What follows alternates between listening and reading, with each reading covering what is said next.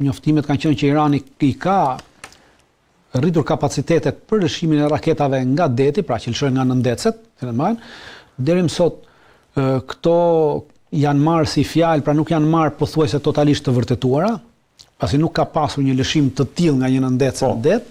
Hera e parë që Irani po e bën këtë lëshim dhe ky është një lëshim demonstrativ për treguar që kemi kapacitetet të lëshojmë edhe nga nëndecet. Pra kjo do të thotë që këto asetet amerikane që ndodhen në lindjen e mesme, në Oqeanin Indian, janë më shumë të rrezikuara tashmë absolutisht, sepse nëndecet mund të afrohen shumë afër dhe mund të lëshojnë raketa të tilla, të cilat mund të jenë shkatërruese për çdo lloj baze amerikane në rajon. Çfarë janë këto dritan tamam? Çfarë lloj raketash se duhet atë po kërkoj? Sepse konsidero që ta lexoj kështu se çfarë thuhet. Kjo është diçka që e ka shqetësuar jashtëzakonisht Pentagonin, sepse tashmë ka filluar dhe shqyrtimi për këtë variabël të re të luftës. Pra pikërisht për kjo është sepse në rast se do të bënin llogari vetëm sepse deri më sot është bërë llogari vetëm raketat që lëshohen nga toka, nga Irani. Dhe ti mbas atyre raketave për llogarit distancën, për llogarit sasinë e raketave, kapacitetet e tua dhe kohën. Pra në rast se ti llogarit që një raketë iraniane do të vi nga Irani në bazën e Al Udeidës 15 minuta, pra kjo të jep kohë për mbrojtje, të jep kohë për lëvizje, për gjithçka tjetër. Ndërkohë që tashmë është vërtetuar që lëshohet edhe nga nëndecet dhe nëndecet mund të dalin në ujërat ndërkombëtare dhe nga ujërat ndërkombëtare një raketë për të goditur bazën e Al Udeidës nuk duhet më 15 minuta, por duhet minimalja 7 minuta. Pra është koha ajo cilën dhe në koha nuk të jep mundësi që ti të arrish të bësh mbrojtje në kohë. Pra raketa është goditse dhe vala e parë goditse raketave po të jetë nga këto të cilat fitojnë në kohë, pra shkatëron kapacitetet tua mbrojtëse kundra Europës dhe pastaj raketat e tjera që vijnë nga Irani mund të lëshosh në çfarë do lloj kohe, sa do lloj kohë të marrin, nuk kemë kapacitete për tu përballur me to. Pra kjo e komplikon goxha situatën. Absolutisht e komplikon situatën për arsye sepse është një terren gjiri i Hormuzit edhe komplet në gjirin e Hormuzit edhe deti i Omanit, që llogaritet gjiri i Omanit atje, nuk është një det shumë i cekët, pra thellësia shkon deri në 75-100 metra, edhe ka disa vende 150 metra dhe nëndecet amerikane nuk mund të hynë në këtë territor, sepse është shumë cekët për to. Nëndecet amerikane që shoqërojnë aeroplanmbajtjen nëndecet amerikane nuk mund të hynë në to që të arrijnë të identifikojnë se ku ndodhen nëndecet iraniane. Kurse Irani ka nëndecet të vogla të bëra vetëm për këto lloj ujërash, pra vetëm për këto lloj ujërash të cekta. Nga këto nëndecë lëshohet raketa, siç edhe po lëshohet raketa. Pra kjo e ndryshon komplet rrjedhën jo, po ndryshon skemën e mbrojtjes, kapacitetet e mbrojtjes, pra i bën ato më vulnerabël, i bën ato më të paafta për të mbrojtur total. Pra në rast se deri tash është llogaritur që në rast se Irani ta zëm, se nuk po them, nuk e di se kanë llogaritur, po ta zëm në rast se me raketat e Iranit është llogaritur që vetëm 20% e raketave të kalonin. Pra nga 100% të lëshon, vetëm 20% mund të kalojnë, 80% i rrezon. Tashmë me këtë sistemin e ri të lëshimit, me afrimin e re, me mënyrën e lëshimit nga deti të raketave, kjo e shton edhe për 20%, pra aty ta përgjysmon mbrojtjen gati 40-50%, sepse absolutisht është çështje e kohës. Primarja është koha, pra çdo gjë është kohë. Koha është baza. Në çdo gjë, si te njeriu, Zoti ka përcaktuar që koha është kryesorja. Ne kemi dhënë rëndësi ushqimit. Po në realitet është koha për çdo gjë. Edhe në ushtri është koha, edhe në jetë civile është koha.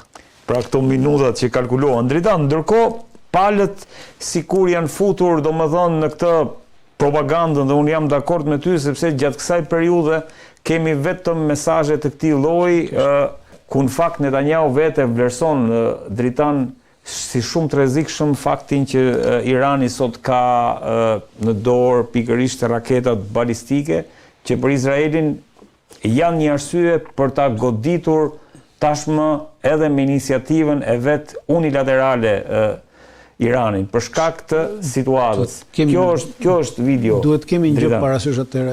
Video e Netanyahu e ka postuar vet Netanyahu. Duhet kemi një gjë parasysh. Në aspektin primar, pra Netanyahu flet në aspektin primar, të asaj i cili ka kaluar eksperiencën e goditjes së këtyre raketave. Edhe pavarësisht se dëmi që kanë bërë këto raketa në Izrael, shmbajtur i fshehur shumica e dëmit. Pra aktualisht vetëm 30% e dëmit që kanë bërë këto raketa është bërë publik. Nga ana e Izraelit. Nga gjithë perëndimi. 50%, 70% e dëmit nuk është bërë publik. Por, ama, si kryeministri i vendit ai e di shumë mirë se sa shkatarrus është kapaciteti i raketave iraniane. Për këtë arsye e flet first hand, pra. Dorë parë e asaj që e ka provuar. Ja ku i ka që i kanë nxjerrë tani raketat balistike. Që e ka provuar fuqinë dhe kapacitetin e këtij sistemi raketor. Pra flet në këtë aspekt. Pra nuk po thot diçka që po egzageron dhe vërtet ato kanë kapacitete. Po. Kjo është. Para, kurse më faktin thot që neve do ta sulmojmë vet, pra çfarë bën? Sulmi vet. Izraeli është i qartë dhe i vetëdijshëm edhe Netanyahu që shteti genocidial i Izraelit nuk mundet në asnjë moment t'i shkaktojë dëm Iranit i vetëm. Por ai e thot do ta sulmojmë vetëm në mënyrë që po se bët juve, do ta sulmojmë dhe juve, po prap do vini me neve, pra sepse jeni detyruar të bashkoheni neve. Pra zgjidhni pra duhet sulmuar patjetër, sepse qëllimi është dhe të kemi që parasysh sulmi që Irani dhe që Izraeli dhe Shtetet Bashkuara të Amerikës do t'i bëjnë Iranit nuk ka të bëjë me dëmtimin e kapaciteteve, sepse kapacitetet nuk ja dëmtojnë dot të gjitha. Pra mund t'i dëmtojnë disa kapacitete, po jo të tëra kapacitetet. Është e pamundur t'i dëmtosh kapacitetet e lëshimit të raketave Iranit. Por bëhet në mënyrë që të shkaktojnë sa më shumë dhe do jemi në rast se bëhet, se unë jam bindur që do bëhet, por në rast se goditja do bëhet pa marrëveshje midis palëve. Pra nuk do arrit një marrëveshje midis palëve, siç u arrit në atë 12 ditorshin. Dhe për ta vërtetuar këtë që u arrit në 12 ditorshin, se mund të thonë njerëzit që po ja fusim kot, dje ministri i jashtëm i Turqisë Hakan Fidan ka dhënë një intervistë për CNN turk. Po. Dhe në atë intervistë ai pyetet direkt, a ka pasur njoftim Irani për sulmin? Dhe ai thot po. Një ditë para se amerikanët të sulmonin Iranin, pra të sulmonin Iranin në pikat e tyre bërthamore, më ka marrë Marco Rubio në telefon dhe më ka thënë që njoftoni Iranin dhe thoni që të bëhen gati se do të vi një goditje e fuqishme brenda 24 orëve. Dhe unë thotë kam njoftuar Iranin për këtë goditje, që normalisht dije ku do jepë goditje. Pra ka qenë e paralajmëruar goditja. Pra e thot me zë me figurë ministri i jashtëm i Turqisë. Pas intervistë, regjia, më kthe pak tek ajo foto, lutem se. Prandaj them që jemi në aspektin që në rast se nuk bëhet si në këtë rast me marrëveshje, pra qëllimi është që po u bë pa marrëveshje të goditen sa më shumë objekta civile. Pra Amerika dhe Izraeli do godasin sa më shumë objekte civile në mënyrë që të shkaktojnë sa më shumë dëm te popullata dhe popullata të ngrihet dhe të rrëzojë qeverinë. Qëllimi i tyre është ndryshimi i qeverisjes. Ata janë të vetëdijshëm që me kapacitetet ushtarake që kanë në rajon nuk munden asnjë mënyrë të shkatërrojnë kapacitetet ushtarake, pra mund të shkatërrojnë 30 deri 40%, ja 50%, më shumë se 50% kapacitetet ushtarake të Iranit nuk shkatërrojnë dot. Edhe këtë po japim për hatër 50%. Për gjithë ata që thonë Amerika është më e fuqishme. Ka humbur fuqia Amerika, nuk është më ajo që ka qenë. Ka mbaruar, ka 15 vjet, 20 vjet që nuk është më ajo që ka qenë Amerika. Është plakur. Pra shumë e thjeshtë. Amerika është plakur. Pra në aspektin më të thjeshtë të asaj. Është e plakur. E gjithë armatimi, municion, gjitha që ka është i plakur i përket viteve 70-80. Nuk është e re, pra nuk ka asnjë gjenerim të ri. Dhe qëllimi është të shkatërroj, pra që të ngrihet populli dhe të rrëzojë qeverinë. Pra qëllimi është ndryshimi i qeverisë. Sa më shumë dëme që populli ngrihet dhe të rrëzojnë ata qeverinë. Dhe të kemi ndryshim qeverie nga brenda. Pra për këtë arsye do bëhet edhe sulmi nëse do bëhet. Ose në rast pastaj të shkojmë një sulm të përllogaritur, të marrë vdesh. Me që ishte te sulmi dritan Hakan Fidan mbrëm ka thënë që e ka përjashtuar mundësinë e ndryshimit të regjimit të Iranit përmes sulmeve ajrore. Nuk e ndryshon dot regjimin nëpërmjet sulmeve ajrore në aspektin që po godasin dhe po eliminojmë regjimin. Pra me goditje ushtarake nuk e eliminon dot gjithë regjimin, sepse nuk kemi të bëjmë me një organizat të armatosur, pra një organizat politiko-ushtarake që ka dalë dhe që pretendon merret me politika, ajo po ti mundi vrasësh 1-2 lider, 3 dhe mbaroj dhe organizata shpërbën, nuk ka më se koka është. Këtu kemi të bëjmë me një shtet dhe me një shtet mira vjeçar. Dhe në një shtet hierarkia funksionon si horizontale dhe vertikal. Dhe kapacitetet për t'i vrarë të gjithë ta zën është e pamundshme. Pra ti duhet eliminosh të gjithë, se edhe plus e dyta nuk e di se kush janë pasuesit. Plus e dyta Irani ka ndryshuar shumë para 3 ditësh. Ministri i Mbrojtjes i Iranit doli në një intervistë në televizionin publik iranian dhe deklaroi që kemi ndryshuar totalisht strukturën ushtarake të Iranit, strukturën komanduese ushtarake të Iranit. Përfshi këtu strukturën e forcave ushtarake të tyre të thjeshtë dhe të gardës revolucionare. Dhe kjo strukturë, ka thënë, për arsye të sigurisë kombëtare do të mbetet sekret. Pra ata kanë ndryshuar strukturën e komandimit. Tashmë nuk e di se kush është komandanti, si funksionon, ç'është dhe duke mos ditur këtë, ti nuk di se këtë godasësh. Pra, ka ndryshuar komplet kjo strukturë. Kjo është e gjitha dhe për këtë dhe Hakan Fidani thotë që është e pamundur që ti me anë të goditjeve ushtarake direkt të rrezosh qeverinë. Por goditjet ushtarake mund të përdoren për të goditur më shumë objektiva civil, për të bërë sa më shumë dëme në jetën civile. Për këtë se ka problem, sepse edhe Amerika edhe Izraeli janë dy shtete genocidiale, pra mjafton të shohësh se çfarë bën Palestinë, pra nuk është asnjë gjë e çuditshme për këtë. Shtetet genocidiale kanë qenë të dyja gjithë jetën dhe vazhdojnë të jenë dhe do godasë sa më shumë objektiva civil që populli pastaj të ngrihet të rrëzojë qeverinë. Por me anë të forcës ushtarake është e pamundur. E vetmja gjë që ti mund të bësh, pra me anë qeveria ndryshohet me forcën ushtarake vetëm në rast se ti vendos çon trupa në terren. Trupa në terren nuk ka mund të çojë askundësh komplet diçka tjetër. Dritan, ajo që më bën përshtypje është edhe një lajm tjetër që prandaj tash jemi në fazën e lajmeve dhe më shumë duhet përmes këtyre lajmeve të kuptojmë domethënë pozicionin real të asaj që po ndodh në terren. Që Irani mund të përgjigjet me 2000 raketa njëkohësisht. A jemi këtu edhe këtu në kuadër propagandës? Nuk e di, për 2000 raketa do të kesh 2000 shtratë lëshimi. 2000 shtratë lëshimi janë shumë. Unë nuk mendoj që Irani ka 2000 shtratë lëshimi, por Irani mund të ketë nga 500 deri në 800 shtratë lëshimi, jam i bindur që i ka. Po, edhe i pam të lufta 12 ditore. Do ka shtratë lëshimi. Nuk përdoren në gjatë luftës 12 ditore 100 diçka shtratë u përdoren, pra nuk përdoren shumë shtratë.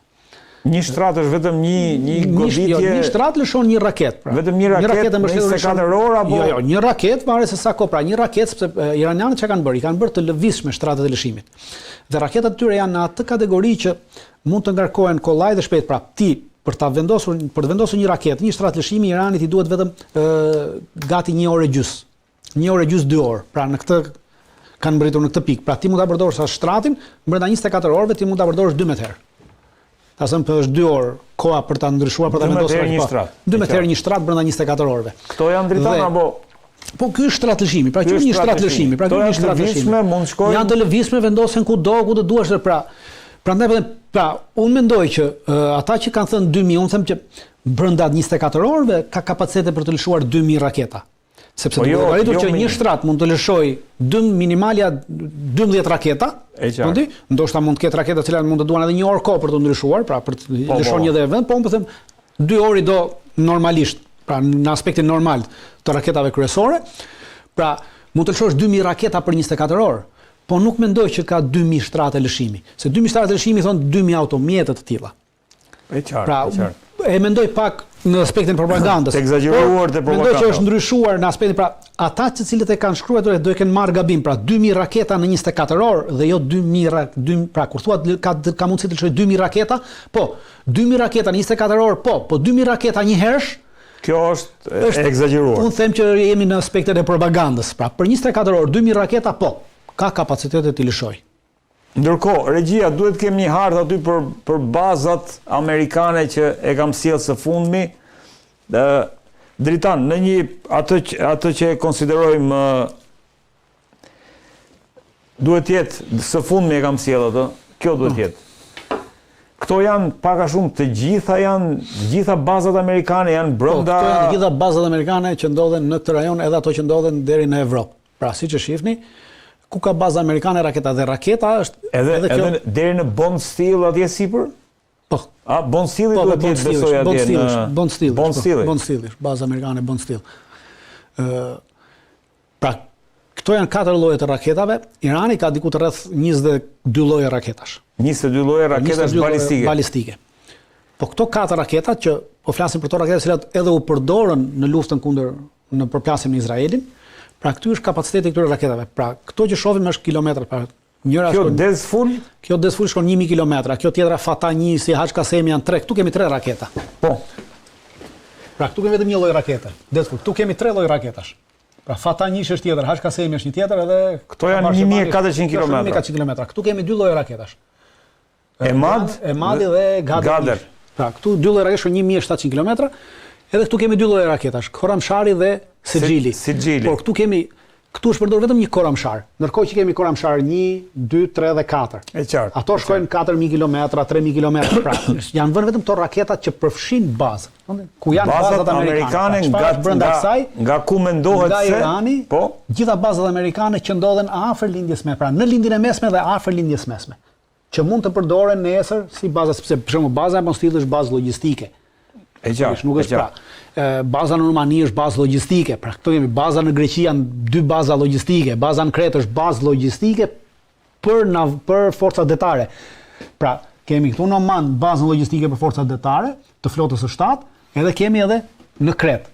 Pra këto janë 2 pika që shumica janë baza logjistike, nuk kemi me baza. Dritan, ai skenari 2000 raketave që unë fola, po shkojmë brenda 24 orëve në një all-out war, në një luftë totale, sepse e kanë deklaruar iranianët, në çdo moment, në çdo goditje do të çojnë në një all-out war. Kështu ishte edhe deklarata radhën e parë, por pastaj goditjet u bën të komanduara. Jo, flas në një skenar të deklaratave, se ne nuk e dim se aktualisht se çfarë kanë biseduar ata në Oman, por mendohet që do të goditet edhe në këto nivele.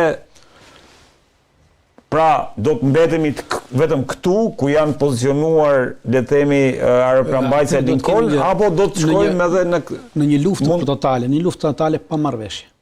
Luftë totale pa marrëveshje? Luftë totale pa marrëveshje. Do të kemi gjë bazat kryesore që do të goditen, do jenë bazat e logjistikës detare. Pra, janë 2 bazat e Omanit, ku në ndecet anije dhe gjitha mund të pasi të harxojnë gjitha municionet që kanë, atyre duhet të ketë të bëjnë një bazë detare për të marrë sërish raketat, sepse nuk mund ta bëjnë në det hapur. Dhe në moment që ti shkatërron bazën detare, ato nuk kanë më çfarë. I nxjerr jashtë funksioni. Absolutisht, pra, ka 2 baza detare këtu, një bazë në Kretë këtu. Pra këto janë 3 bazat kryesore detare për të nxjerr jashtë loje forcën detare amerikane në këtë që ndodhet aktualisht në këtë rajon.